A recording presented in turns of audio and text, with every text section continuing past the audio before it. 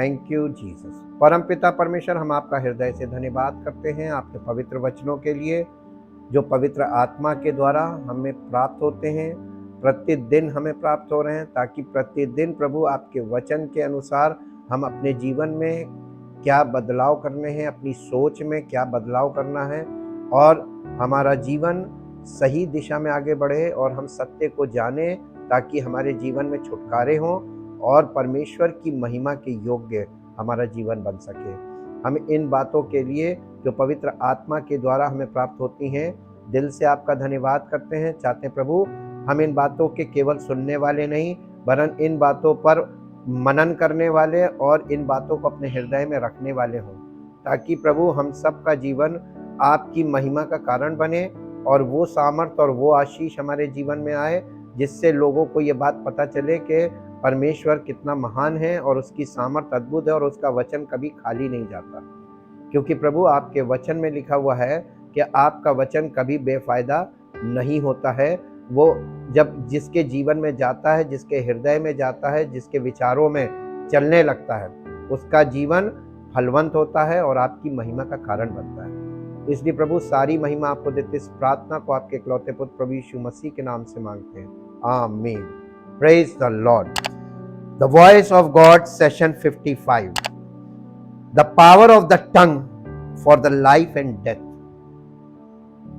श्राप का स्रोत मनुष्य की जबान, मुंह। ये है कहां से? परमेश्वर ने, जब हमने कल देखा था ना, परमेश्वर ने जीवन और मृत्यु दोनों रखा है, चुनाव करने को हमें बोला है, व्यवस्था ये बताती है। लेकिन परमेश्वर का वचन ही हमको ये भी बताता है, did you know that your words have the power of life and death. क्या तुम नहीं जानते कि तुम्हारे मुंह से निकली बातें वो जीवन भी दे सकती हैं और मृत्यु भी। और ये शक्ति ये हर एक मनुष्य के मुंह में दी गई है। वर्ड्स मैटर, शब्द बहुत मायने रखते हैं। Every word has its own power, हर शब्द की एक पावर है। जब हम किसी शब्द को बोलते हैं, उस शब्द की पावर काम करती जाकर लोगों के जीवन में। This message reminds us that our words can spark faith और influence destruction.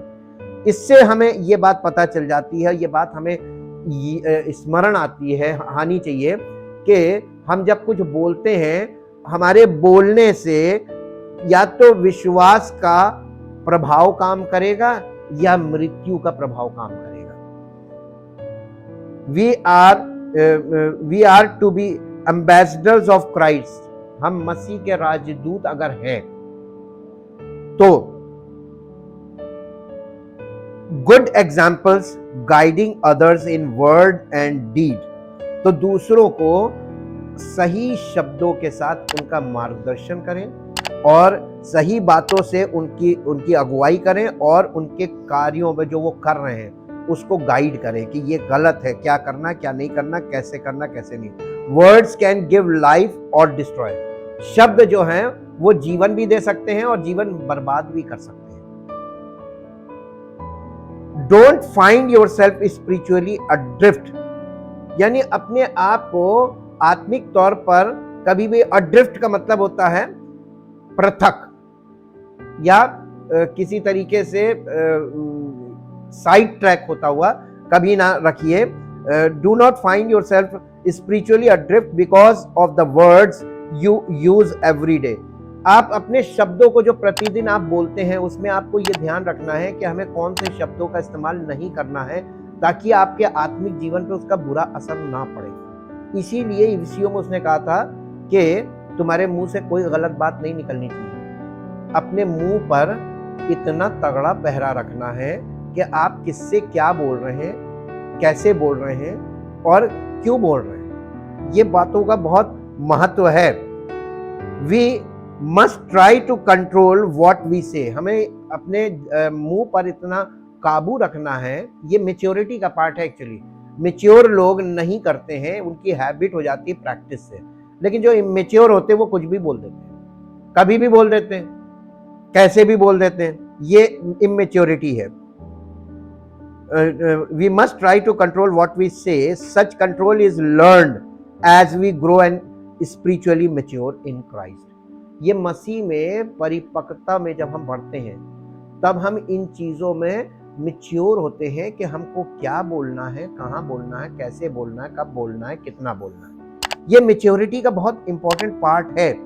Words spoken carelessly can destroy a life, यानी बिना सोचे समझे बोले गए शब्द वो आपकी लाइफ को डिस्ट्रॉय करते हैं, दूसरे की लाइफ को डिस्ट्रॉय करते हैं। आपके परिवार में आप हैं और आप जो कुछ बोल रहे हैं तो आपके आसपास, आपके घर के अंदर वो डिस्ट्रॉय करेगा, फैमिली को, रिलेशनशिप को, हर चीज को डिस्ट्रॉय करता है। Carelessly can destroy a life, a relationship, a marriage, a family और अ चर्च। कलीसिया को भी डिस्ट्रॉय कर देते हैं बोलने से। परमेश्वर की सेवकाई मुंह के द्वारा ही की जाती है। ये जबान जो है ना, ये सेवकाई का इंस्ट्रूमेंट है, लेकिन यही इंस्ट्रूमेंट लोगों को जीवन देता है और यही इंस्ट्रूमेंट लोगों को श्राप देता है। इसी से श्राप निकलने लगता है। गलत बातें जो है वो श्राप हैं, बिना सोचे समझे बोली गई बातें वो सब श्राप हैं।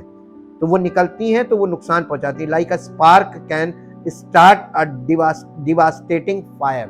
जैसे कि एक चिंगारी जंगल में आग लगा देती है, वैसे ही ये जबान जो है ना, उसकी एक शब्द सब चीजों को बर्बाद करता है, झगड़े करवा देता है, माहौल बिगाड़ देता है, सारी चीजें हो जाती हैं। God's word is true and powerful. परमेश्वर का वचन सत्य है और शक्तिशाली है।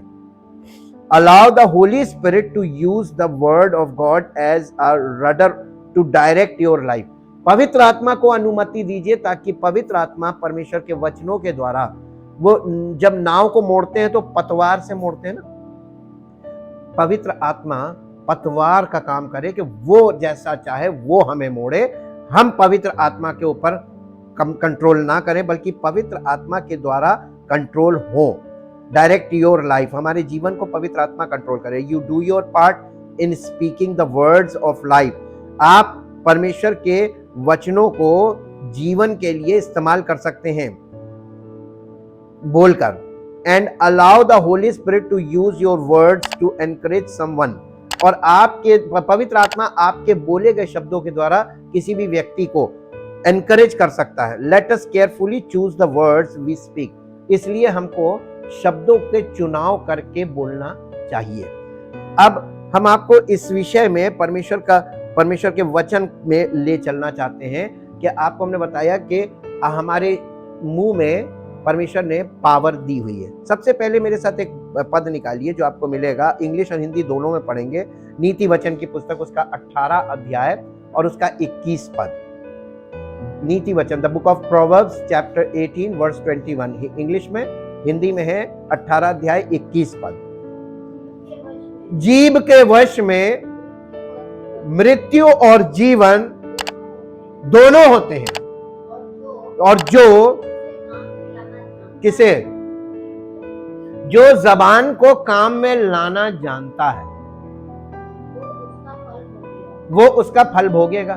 अब आपकी जबान, आप अपनी जबान को अच्छी तरीके से जानते हैं।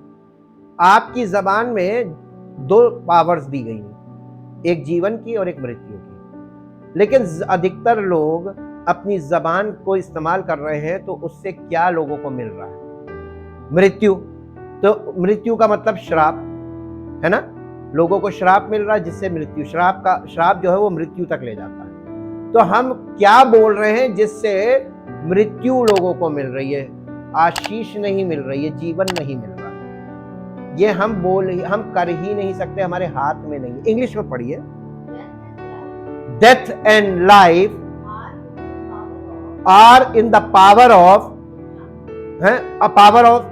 the tongue, and they who indulge in it shall eat the fruit of it. वो इसका फल उनको मिलेगा जो इसका इस्तेमाल कर रहे हैं।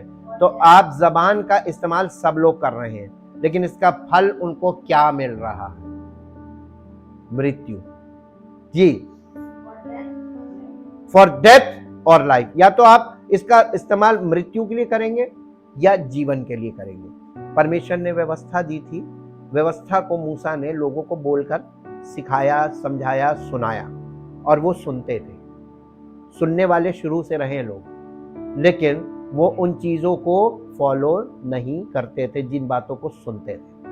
मूसा क्या सुनाता था? मूसा दोनों बातें सुनाता था। व्यवस्था में दोनों बातें हैं, श्राप की बातें भी हैं और आशीष की बातें भी हैं। तो मूसा दोनों बातें सुनाता था और वो लोगों से कहता था चुनाव तुम करो, जिस तरीके से तुम अपनी जबान का इस्तेमाल करोगे वही फल तुमको मिलेगा। तो लोगों ने कैसा, इजराइलियों ने कैसा इस्तेमाल किया था? गलत इस्तेमाल किया। Wrong use of tongue brings death.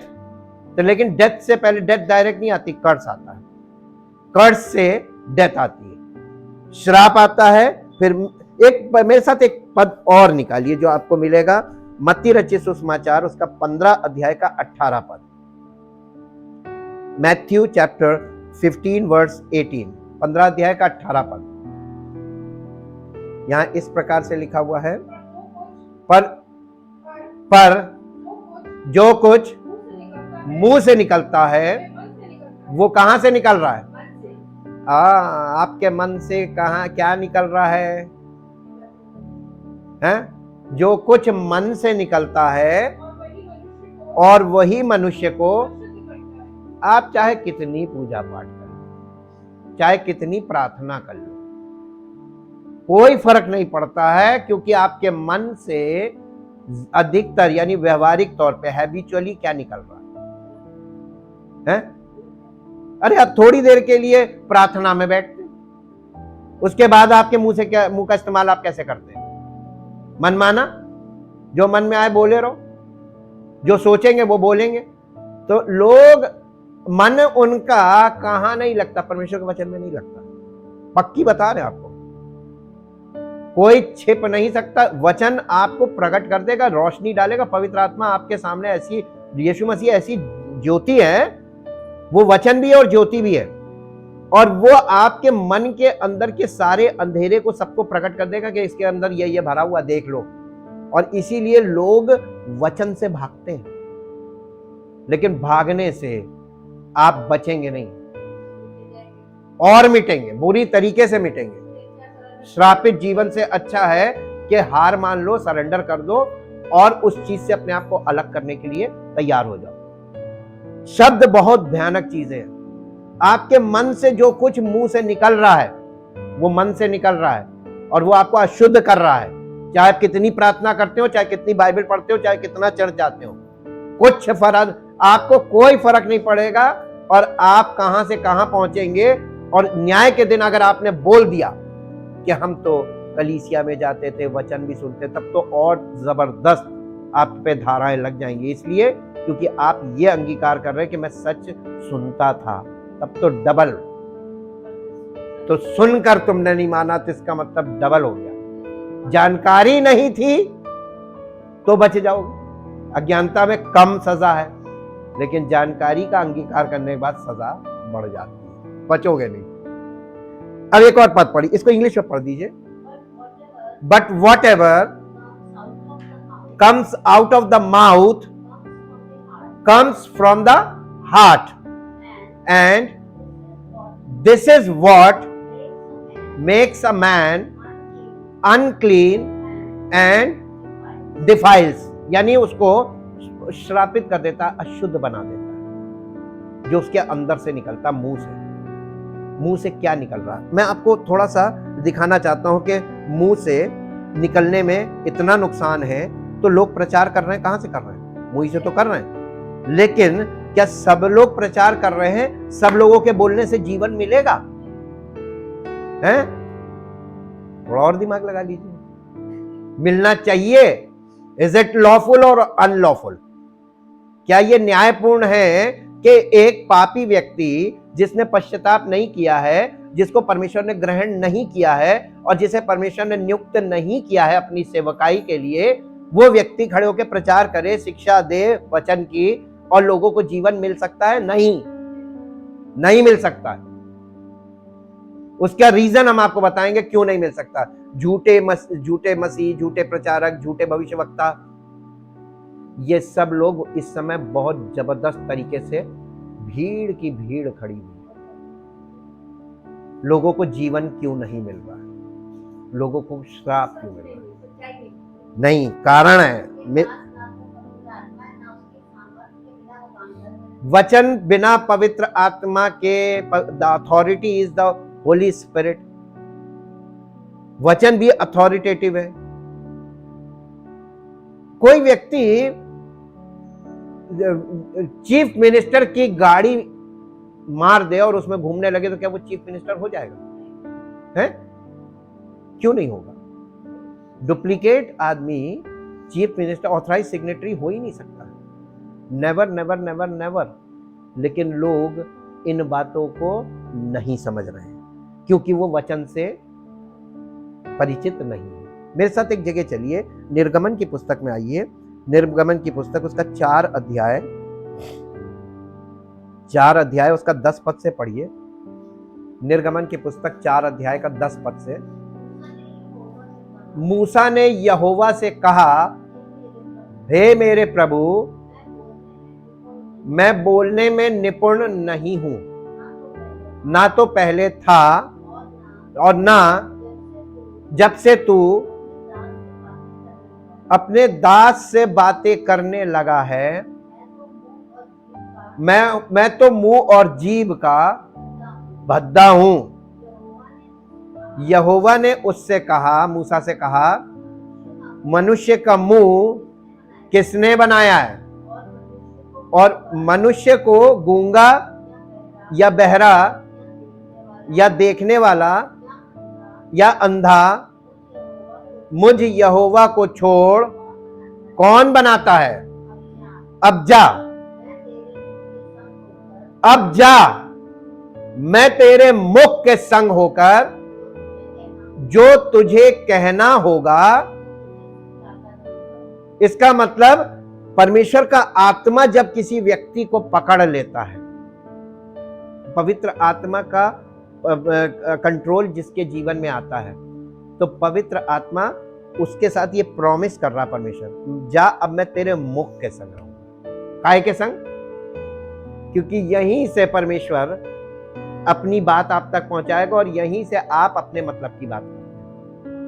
यहीं से आप लोगों को श्राप दे रहे हैं और यहीं से परमेश्वर आशीष देगा। तो ये एक ऐसा आउटपुट है जिसे परमेश्वर इस्तेमाल तब करता है जब वो आपकी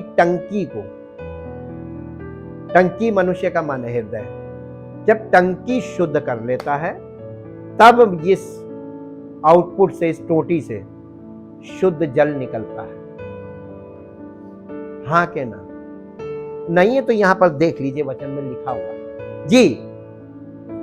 उसने कहा, हे मेरे प्रभु, कृपया किसी और को भेज दे। तब यहोवा का कोप मूसा पर भड़का और उसने कहा, क्या तेरा भाई लेवीय हारून नहीं है? मुझे निश्चय है कि वो बोलने में निपुण है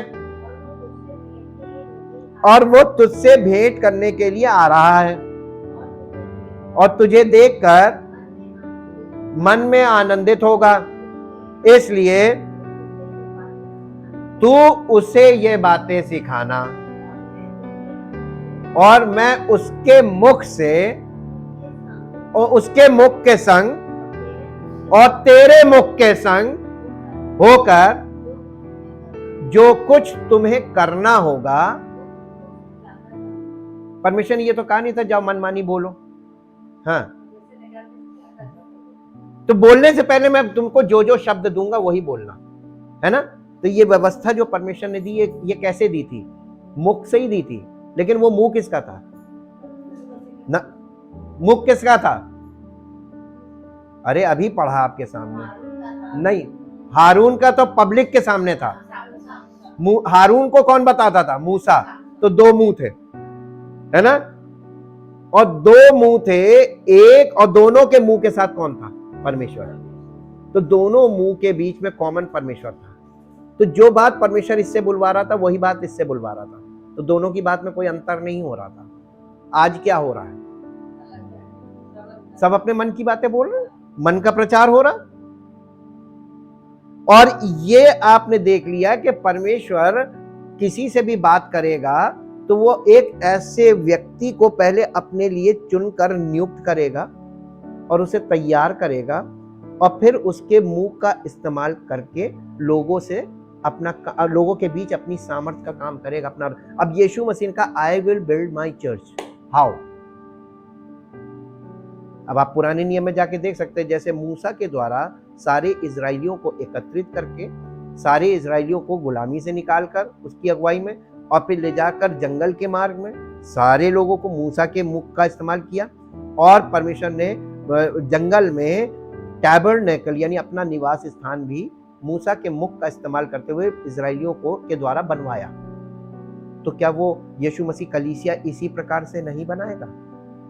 यीशु मसीह का I will build my church, और यीशु मसीह ने एक बात और बोली थी, मैं अपनी कलीसिया बनाऊंगा, ये तो बोला था, लेकिन उसने एक बात ये भी बोली थी, जिस रीति से मेरा पिता सब कामों को करता है, पुत्र को सब काम करता हुआ दिखाता है, पुत्र भी उसी रीति से काम को करेगा। तो पिता ने जैसे तंबू बनवाया था वैसी उसी रीति से यीशु मसीह कलीसिया भी बनाएगा। तो उसने पहले ही हमको क्लू दे दिया था कि वहां जाके देख लो वहां पर कैसे उसने कारीगरों से काम कौन करवाता था? परमेश्वर का आत्मा।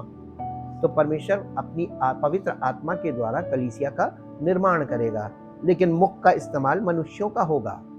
और ये वो परमेश्वर है जो आपके बीच में प्रकट होकर काम कर रहा है। भाई आप मूसा को तो देख रहे हैं और आप व्यक्तिगत तौर पे वचन सुन रहे हैं, और फिर आप ये नहीं कह सकते कि हमने परमेश्वर का वचन नहीं सुना। आत्मा काम नहीं करता, आत्मा काम के लिए अपने लोगों को नियुक्त करता है और उनके थ्रू काम करता है। God works through a person, ये बात भी सिद्ध हो रही है, लेकिन किस तरीके से उस पर्सन का इस्तेमाल करता है वो हम अब देख रहे हैं। जबान, ठीक। अब आपने यहां पे देख लिया, आप बिलाम को देखिए जो बालाक था। गिनती की पुस्तक 22 अध्याय में इसका वर्णन घर में पढ़ लीजिएगा। बालाक राजा था, उसने बिलाम को बुलाया। बिलाम के पास परमेश्वर ने एक वरदान दिया था कि तू जिसको आशीष देगा उसको आशीष फलेगी, जिसे तू श्राप देगा वो श्रापित हो जाएगा। तो इजराइलियों का पूरा यानी पूरी मंडली या पूरा झुंड वहां पर डेरा डाले हुए था, और वो बालाक राजा ने इसको बुलाया और कहा कि तू मेरी ओर से आके इन्हें श्राप दे। और ये राजी हो गया और ये गया, इसके पास वरदान था, अपने वरदान का दुरुपयोग करने के लिए ये गया और इसने जाकर 7 बार उनको श्राप दिया, लेकिन 7 बार परमेश्वर ने उसके मुख से निकले श्राप को आशीष में बदल दिया। Reason why? परमेश्वर ने जिसको आशीषित ठहरा दिया उसे कोई श्राप दे नहीं सकता, अगर देगा भी तो उस पर श्राप काम नहीं करेगा, क्योंकि परमेश्वर ने अब्राहम को ये आशीष दी थी, द फर्स्ट पर्सन, और ये उन्हीं की जनरेशन थी अब्राहम की, कि जो तुझे आशीष देगा वो आशीष पाएगा और जो तुझे श्राप देगा वो श्रापित हो जाएगा। बिलाम को ये वरदान था कि तू जिसे आशीष देगा उसको आशीष मिलेगी और जिसे श्राप देगा उसको श्राप मिलेगा, लेकिन अब्राहम को यह वरदान था कि जो तुझे आशीष देगा वो आशीष पाएगा और जो तुझे श्राप देगा वो श्रापित हो जाएगा। और यीशु मसीह उस अब्राहम के वंश का 42वीं पीढ़ी का पर्सन है, द सीड ऑफ अब्राहम। वो अब्राहम का आखिरी वंश है। और आप जब मसीही होते हैं, यीशु मसीह पर विश्वास करते हैं, यीशु मसीह पर किसी का कोई श्राप काम नहीं करता, चाहे कितना भी उसको लोग श्राप देंगे, जो देगा वो श्रापित हो जाएगा और जो आशीष देगा वो आशीषित होगा। ऐसे ही यीशु मसीह और मसीही लोगों के लिए है। अब आप देखिए, इसीलिए नए नियम में लिखा है ना, कौन परमेश्वर के चुने हुए पर दोष लगाएगा?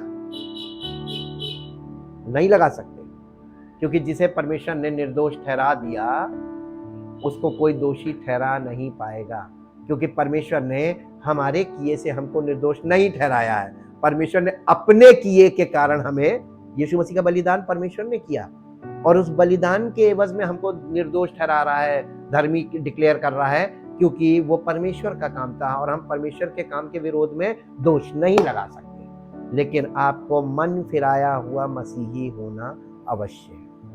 परमेश्वर आपको ग्रहण करे, और परमेश्वर जब ग्रहण करता है तो वो आपको वरदान देता है पवित्र आत्मा।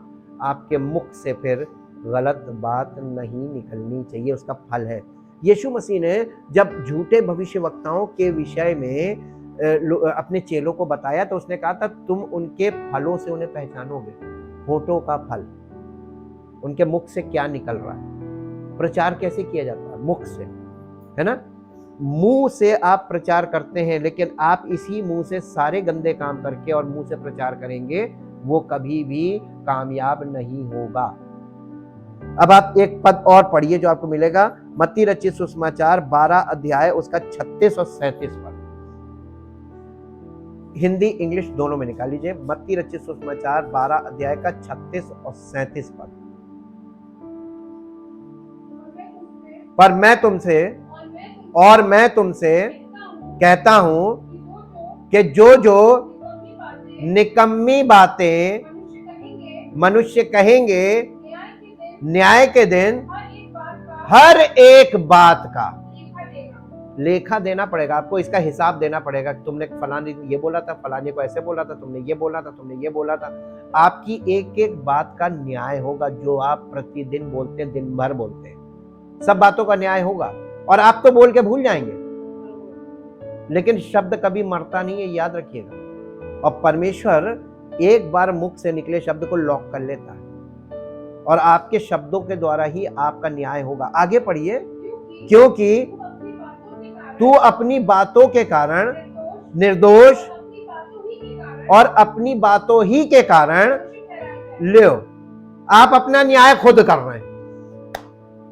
परमेश्वर तो सिर्फ आपको डेस्टिनेशन बता रहा, तुमने ये किया, तुम यहां जाओ। परमेश्वर न्याय कहां कर रहा है? परमेश्वर तो आपको स्वतंत्र इच्छा पे छोड़ दिया। आपके मन में जो आए वो बोलो। तो मन फिराने की आवश्यकता है कि नहीं है ना? ये बहुत गंभीर विषय है, और इन विषयों पे अगर आपने मन नहीं फिराया तो आपको अभी जो मौका मिल रहा है ना, ये बहुत चांस है, समझ लीजिए, गोल्डन चांस। ये आपके हाथ से निकल गया, फिर आपको मौका नहीं मिलेगा, क्योंकि आपने ये बात सुन ली, सच्चाई सुन ली है, तो फौरन मन फिरा लेना चाहिए। हाँ प्रभु, ये गलती हम लोग कर रहे हैं, लगातार कर रहे हैं। तू अपने मुंह की बातों के कारण निर्दोष और उन्हीं बातों के कारण दोषी ठहराया जाएगा। देखिए द पावर ऑफ टंग कितनी इंपॉर्टेंट है और कितनी भयानक है। तो आप जीवन की बातें बोलते हैं दिन भर, या आप श्राप वो दे रहे हैं, मृत्यु की बातें बोल रहे हैं। How you use your tongue, अपनी जबान का इस्तेमाल कैसे कर रहे हैं। इसका मतलब दिल सही नहीं है, अभी मन फिराव की जरूरत है, हृदय परिवर्तन नहीं हुआ। जिस दिन ये हृदय बदल जाएगा ना, आपकी बोली बदल जाएगी। जिस दिन आपकी बोली बदल जाएगी, उस दिन सब कलीसिया में सबको पता चल जाएगा ये व्यक्ति बदल गया। एक इंग्लिश में पढ़ दीजिए। But I tell you on the day of judgement when men will have to give account for every idle word, inoperative, non-working word they speak। यानी वो बातें जो किसी मतलब की नहीं है, बेसलेस, नॉनसेंस, यानी इलॉजिकल बातें जिनका कोई लॉजिक ही नहीं, वो बोल रहे हैं। अनलॉफुल बातें जी। For by your words you will be justified and acquitted, and by your words you will be condemned and sentenced। अपने मुंह के शब्दों के कारण। अब हम आपको बताते हैं इस बात को लिखने का महत्व क्या है, क्यों जरूरी था ये। कल मैंने आपको बताया था, मन में विश्वास किया जाता है, मुंह से अंगीकार किया जाता है। अगर आप ये अंगीकार करते, प्रभु मैं पापी हूं, मुझ पर दया कीजिए, अंगीकार है, तो प्रभु आप पर अनुग्रह करेगा एक बार, और आपको कहेगा ठीक है, अब दोबारा तुम इस तरीके से नहीं, कलीसिया में जाओ, वचन सुनो, और अपने मन में वचन को बिठाओ ताकि तुम्हारे मुख से ये फालतू बातें ना निकले। लेकिन लोग करते क्या है कि हे प्रभु हम पापी, हम पर दया कर, उसने दया कर दी, कलीसिया में आए, लेकिन वो हैबिचुअल वही है कि बातें मुंह से वही सोच, क्योंकि आपके अंदर वही सोच चल रही फिजिकल, और जो फिजिकल सोच चल रही है वही मुंह से निकल रहा है। तो आप कलीसिया में आने के बाद भी, वचन सुनने के बाद भी वही कर रहे हैं, तो आपके लिए इटर्नल पनिशमेंट इंतजार कर रहा है। पवित्र आत्मा का प्रभाव आपके ऊपर नहीं पड़ रहा है, आप वही एटीट्यूड में, तो आप अक्विटल यानी आप बरी हो सकते हैं अंगीकार करके कि हम पापी हैं, हम पर दया कर, और प्रभु पर विश्वास के प्रभु यीशु मसीह उद्धार करता है, मेरा प्रभु है, यह अंगीकार मुंह से करना है। अंगीकार बहुत जरूरी है, उद्धार पाने के लिए मुंह से अंगीकार किया जाता है। लोग मालूम है अंगीकार इसीलिए नहीं करते हैं क्योंकि उन्हें मालूम है कि अंगीकार करने के बाद फिर वो गलत पाए गए, तो फिर उनके ऊपर फिर उनको कोई दूसरा बलिदान बाकी नहीं, उनके वो सीधे नप गए, मौका नहीं है, ये एक चांस मिलता है। क्या आप इस चांस को मिस कर रहे हैं? याकूब की पत्री उसका 3 अध्याय, याकूब की पत्री नहीं, उसका पहला अध्याय और 26 पद पढ़ दीजिए। याकूब की पत्री पहला अध्याय, the book of James chapter 1 verse 26। यदि कोई अपने आप को भक्त समझे, अरे यदि कोई अपने आप को, हिंदुस्तान में तो हर व्यक्ति अपने आप को भक्त समझता है। हम तो ऐसे देश में रहते हैं जहां सब भक्त ही लोग रहते हैं, तो हमें क्या देखना है? यदि ऐसा व्यक्ति आपको दिखे जो अपने आप को भक्त समझे, वो व्यक्ति अपनी जीभ पर उसकी जीभ पर कोई कंट्रोल ना हो जी, पर अपने हृदय को धोखा दे, तो उसकी भक्ति कैसी है? व्यर्थ का मतलब क्या होता है? किसी काम की नहीं। तो हम लोग जिस देश में रहते हैं वहां पर भक्ति बहुत है, लेकिन किसी काम की नहीं, क्योंकि वो गंदे गंदे शब्द बोलते हैं, गालियां बोलते रहते हैं, ऐसे में बात भी गालियों से करते हैं, दोस्ती यारी में भी गालियां ही चलती, अशुद्ध मुंह। भक्ति किसकी कर रहे हो? अशुद्ध मुंह से परमेश्वर की भक्ति तो नहीं की जा सकती, ये मुझे मालूम है। अब लोग किसकी कर रहे हैं ये वो जाने और उनकी भक्ति जाने। एक और पद पढ़िए, या इंग्लिश में पढ़ दीजिए। If anyone thinks himself to be religious, piously observant of the external duties of his faith and does not bridle his tongue but dilutes his own heart, this person's religious service is worthless, यानी बिल्कुल अयोग्य, कि कोई value नहीं है उसकी। Futile, बैरन यानी बांझ भक्ति, जिस भक्ति का कोई रिजल्ट मिलना ही नहीं। हमारे देश में कौन सी भक्ति है जिसका कोई रिजल्ट मिलना ही नहीं? कर रहे लोग,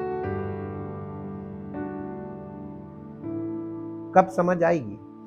बड़े बड़े डिग्रीधारी, बड़े बड़े पदों पे बैठे लोग भी यही कर रहे हैं जी।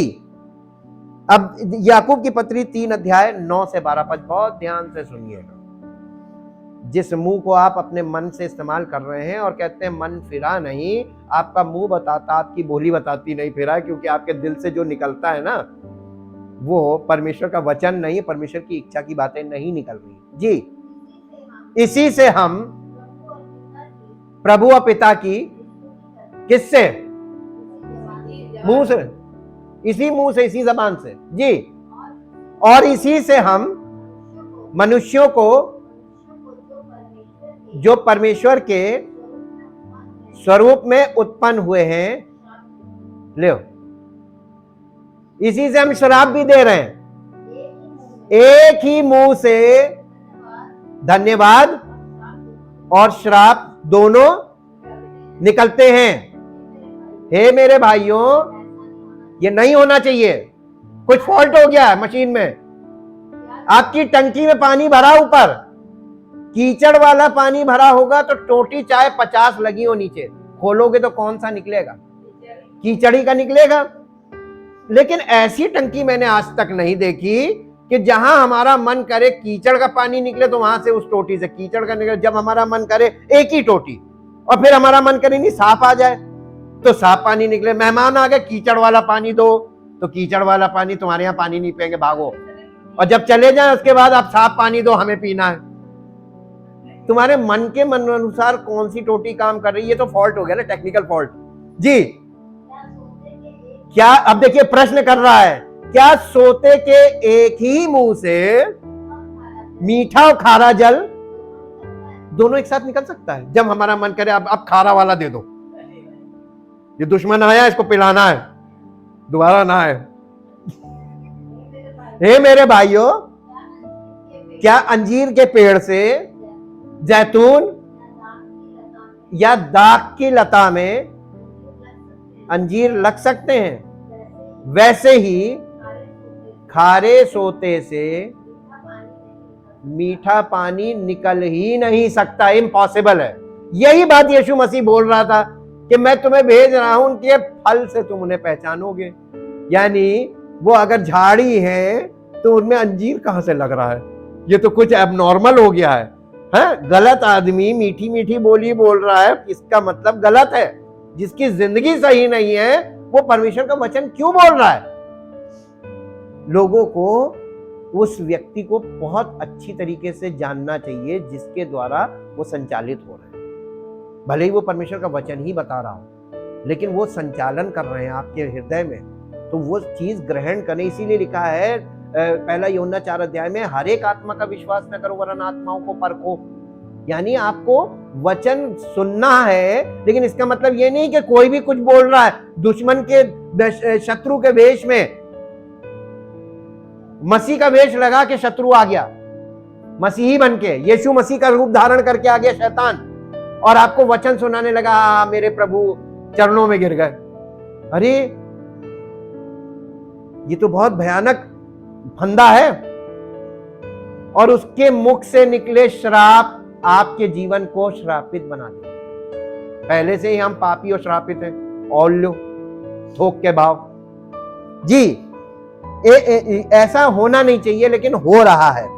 एक और पद पढ़िए, नीति वचन की पुस्तक 13 अध्याय का 3 पद। नीति वचन 13 अध्याय का 3 पद। जो अपने मुंह की चौकसी करता है वो अपने प्राण की रक्षा करता है, परंतु जो, अरे हमने सारे बाजे बजते देखे, गाल बजता कभी नहीं देखा। जो गाल बजाता है, गाल कैसे बजाया जाता है? उसका विनाश हो जाता है जो गाल बजाता है। ये गाल कैसे बजाते हैं? गॉसिप, दिन भर पक पक पक पक पक पक, इधर से सुनी उधर बोली, उधर से सुनी उधर बोली, गॉसिप्स। अरे पूरे दिन गॉसिप, टाइम कम पड़ जाता है, गॉसिप खत्म नहीं होता। फालतू की बातें, उसका पोस्टमार्टम, कभी उसका पोस्टमार्टम, कभी उसका पोस्टमार्टम, टाइम वेस्ट, और मालूम अपनी एनर्जी वेस्ट कर रहे। Thank you Jesus, thank you Jesus. परमपिता परमेश्वर, हम आपका हृदय से धन्यवाद करते हैं आपके वचनों के लिए, जो हमें हमारे अंदर की सारी चीज़ों को स्पष्ट करते हैं, हमें प्रकट करते हैं, ताकि प्रभु हम आपके वचन के अनुसार अपने अंदर इन झांकें और इस तरीके की तमाम चीज़ों से अपने आप को अलग करें, ताकि हम आपके निकट आ सकें, आपको आपकी साथ हमारा रिश्ता और मजबूत हो। जब तक हम इन चीज़ों को छोड़ेंगे नहीं, इनसे अपने आप को अलग नहीं करेंगे, तब तक आप हमको ग्रहण नहीं करेंगे। प्रभु हम चाहते हैं कि हमारे जीवन से ये स्वाभाविक चीज़ें हम दूर करके अपने परमेश्वर की आत्मिक बातों को ग्रहण करके उन बातों के लिए ललायित हो, इच्छा के साथ आपकी बातों में मन लगाएं और उन पर ज़्यादा ध्यान दें और उन पे ज़्यादा समय लगाएं, ताकि प्रभु जितना समय हम आपके वचन में रहेंगे उतने समय हम आपकी उपस्थिति का अनुभव करेंगे, आपकी पवित्रता का अनुभव करेंगे, आपकी सामर्थ का अनुभव करेंगे, क्योंकि आपने उन लोगों को जिन्होंने मन फिराया और जिन्हें आपने ग्रहण किया और पवित्र आत्मा का वरदान दिया है, आपने ऐसे लोगों के लिए कहा है कि तुम जो कुछ पृथ्वी पर बांधोगे वो स्वर्ग में बंधेगा और जो पृथ्वी पर खोलोगे वो स्वर्ग में खोल दिया जाएगा। प्रभु, आपने हमें मुंह में शक्ति दी है, पवित्र आत्मा के द्वारा हमें बोलने की शक्ति दी है कि हम आपकी इच्छा और योजना के अनुसार अगर बोलेंगे तो वो चीजें आपकी ओर से पूरी हो जाएंगी, आपको आपके पास से पूरी की जाएंगी, वो ग्रहण योग्य होंगी। और जो बातें हम बेमतलब में बोलेंगे, आपकी इच्छा और योजना के विपरीत बोलेंगे, वो बातें कभी ग्रहण योग्य नहीं होंगी। हम आपका धन्यवाद करते हैं आपके वचनों के लिए। चाहते प्रभु सब लोगों के अंदर ऐसी समझ पैदा हो, ऐसी बुद्धि मिले कि वो आपके वचन में ज्यादा समय व्यतीत करें, ताकि आपकी बड़ी सामर्थ का अनुभव हो और अपने जीवन में परमेश्वर के द्वारा प्राप्त अधिकारों को हम समझ सकें, ताकि हम आपकी महिमा का कारण बने और आपकी महिमा अपने बोलने से भी कर सकें। और जहां कहीं हम जाएं और बोलें वहां पर मेल हो जाए, वहां पर आशीष हो और उद्धार का काम हो और आपकी महिमा हो। हमारे बोलने से लोग मन फिराएं ताकि आपकी महिमा हो। सारी महिमा आपको मिले। इस प्रार्थना को आपके इकलौते पुत्र प्रभु यीशु मसीह के नाम से मांगते हैं, आमीन। Praise the Lord. परमेश्वर आपको आशीष दे।